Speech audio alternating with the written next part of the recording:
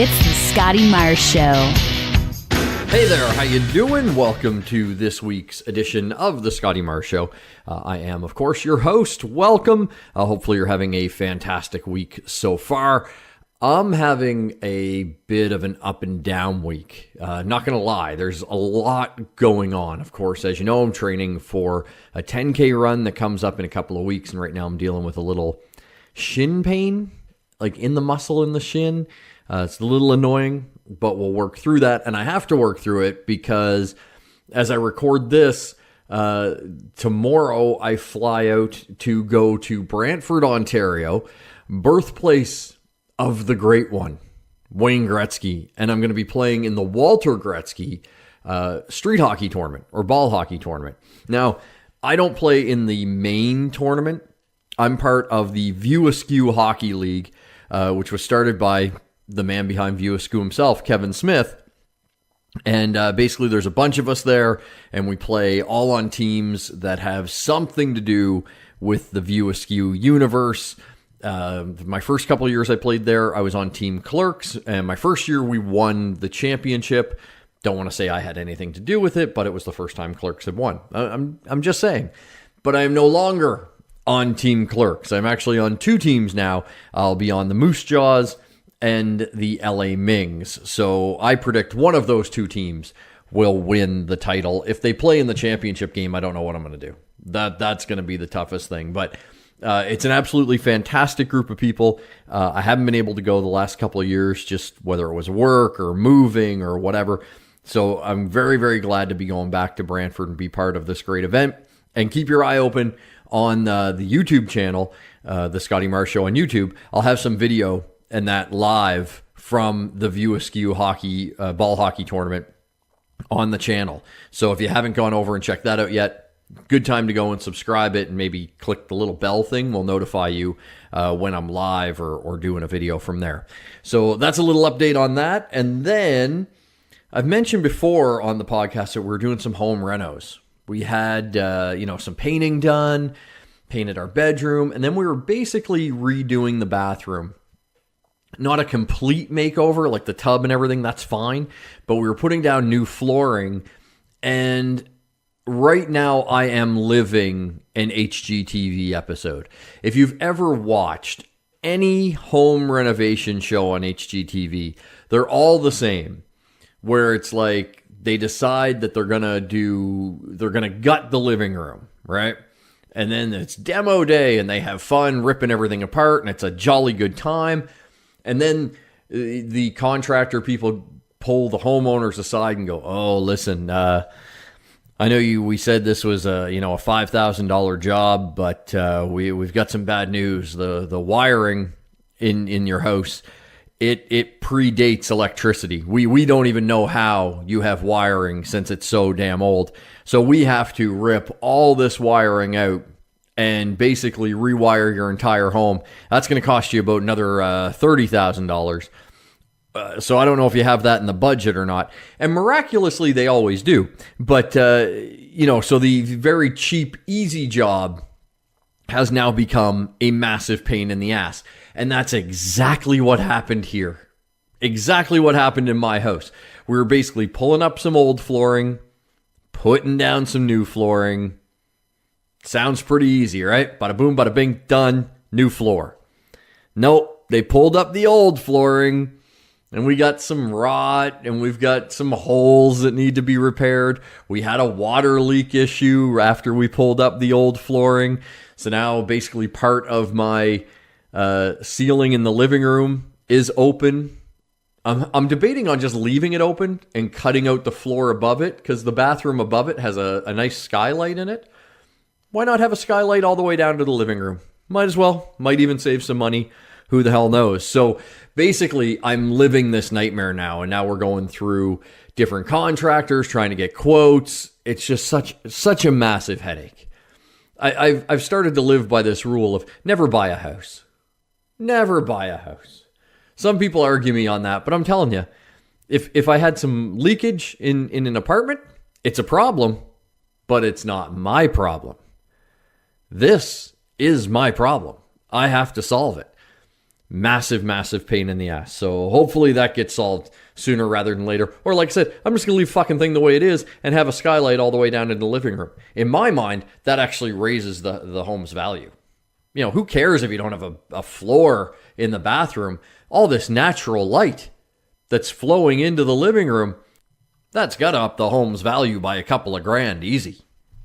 Has anybody tried to buy concert tickets recently? It's becoming increasingly hard, not just because of bots and scalpers and all those types of things, but the restrictions they put now on buying tickets. I was buying tickets for my wife and I to go see a show, and it's two of us, and we're going through the selection process. You know how like the websites have the maps where you can pick your two seats. So we go to a section, we go, oh, there's a couple of seats empty right there. We'll take those two. There was 3 seats. I clicked on the 2, hit purchase. They wouldn't let me buy them because it was going to leave a single seat empty. Even though everything else around it was sold, because they want to be able to sell the thing out, they wouldn't let me buy 2 seats if it was a row of 3 left. Which just makes it hard. So like they're sitting there open. Those seats would have been sold. But instead we had to find other seats where there were at least 4 open seats next to each other.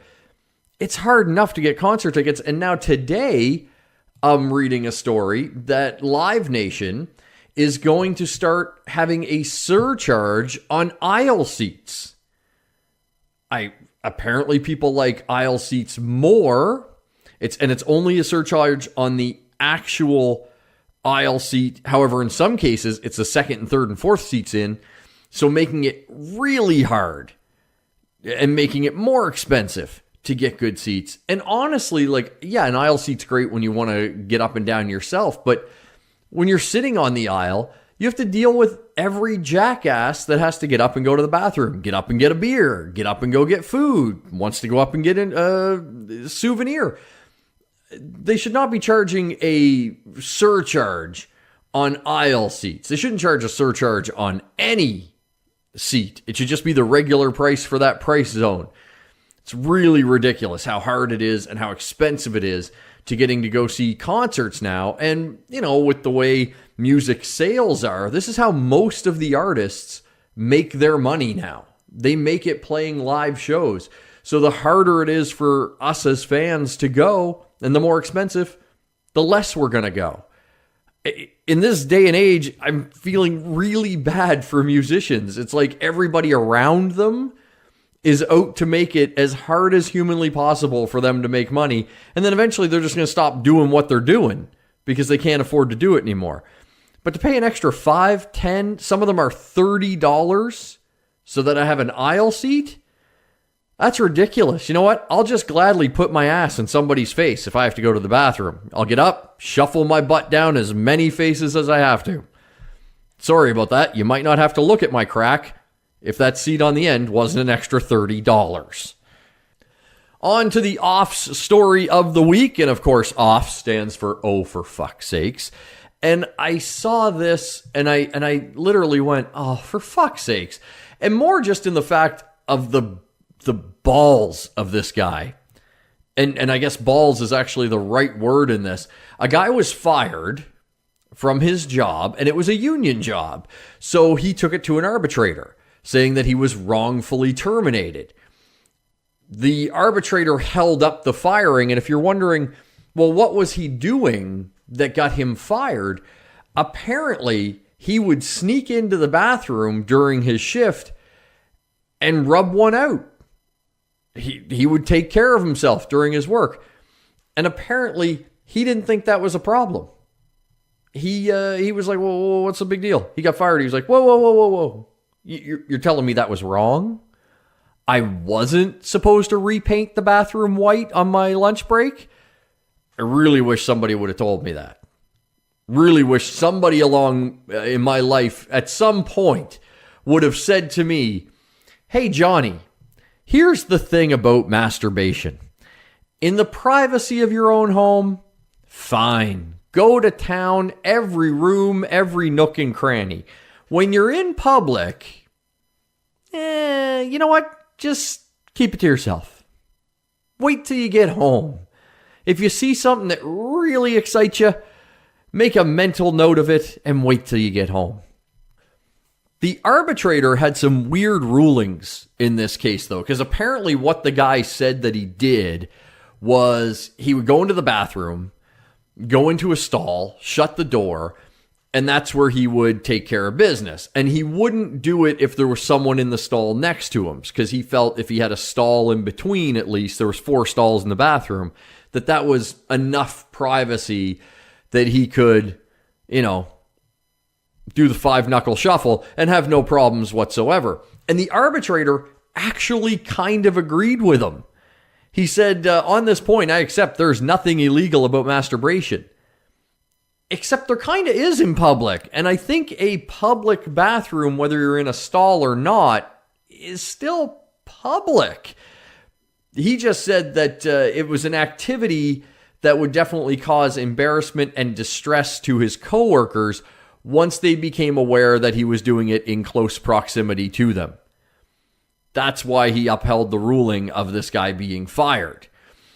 In his defense, the guy said, listen, I never made noises and I kept my phone on silent watching videos. Then what's the point? Like, seriously. But I don't understand how the arbitrator could have even said, it's all right. Just made your coworkers feel uncomfortable. You figure? Your coworkers had to go to the bathroom wearing all white and protective goggles just in case you found a video that you found extremely exciting. It's no wonder they called this guy a jerk-off around the office. On to the geek news of the week. There was a bit of it this week. We got news of an Avengers video game. It had been kind of confirmed by Square Enix for a while, but now we know the game will be called Marvel's Avengers, and we're going to find out all the details of it at E3. They are going to have the worldwide reveal of the video game Marvel's Avengers on June 10th at 6 p.m. Pacific time. There'll be a live stream and all that. Hopefully, it is a good game. The Avengers deserve a badass game. Sticking with Marvel news, Arnold Schwarzenegger is going to star in Stan Lee's superhero series. Now, one of the last projects that Stan Lee was working on before he unfortunately passed away was called Stan Lee's Superhero Kindergarten. And it is an animated series, and now it's going to star kindergarten cop himself, Arnold Schwarzenegger. According to Variety, Schwarzenegger is going to co-produce the show and voice the lead character, Arnold Armstrong, also known as Captain Courage. And the character is described as an average gym teacher before he was imbued with superpowers when the Earth passed through an iconic dust left in the mysterious comet. So this is perfect for Arnold. Who hasn't wanted Arnold Schwarzenegger to be cast as a superhero? Honestly. The guy was built to be a superhero. Not Mr. Freeze. That did not turn out very well. But built to be a superhero, even if it's in voice only. I'm really looking forward to this. And since it's a kindergarten thing, whoever's writing the script for these, please, at least in one episode, have Arnold's character say, "It's not a tumor." Please, just once. That's all I'm asking. Switching over to Star Wars news, fans of Star Wars have launched an online petition to keep any of the writers of Game of Thrones' final season away from Star Wars movies. As you know, a couple of the creators of HBO's Game of Thrones, D.B. Weiss and David Benioff, are working on a brand new Star Wars trilogy, heavily rumored to deal with the Knights of the Old Republic. But a bunch of fans so unhappy with season 8 of Game of Thrones now want to make sure that none of those writers go anywhere near Star Wars. And they're trying to get 35,000 signatures. Right now, they've got just under 26,000 as I literally just looked at it. And you know what? I'm kind of with them. I'm dying for an Old Republic movie, a trilogy of them, and I'm praying they do it right. That last season of Game of Thrones was a little lackluster, so, maybe they could pull something out of their ass, but let's just keep them away from it. Let's err on the side of caution on this one. And also, speaking of Star Wars, later this week, Galaxy's Edge opens in Disneyland in California. Now, they've already had some cast member or like people that work at Disney parks. They've already had a preview for some of those people.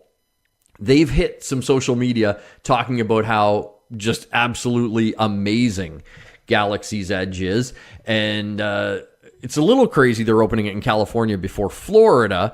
But May 31st, it opens up in California at Disneyland, and then August 29th, it will be opening at Walt Disney World in Florida. I am still planning on going to Florida and being there for the first day. I'm just trying to logistically make all the travel work, and if I can do that, I am going to be there giving you guys updates from the madness that is the first day of Star Wars Galaxy's Edge in Walt Disney World. But over the course of the weekend, keep your eyes and ears open for lots of social media talk about Galaxy's Edge in Disneyland.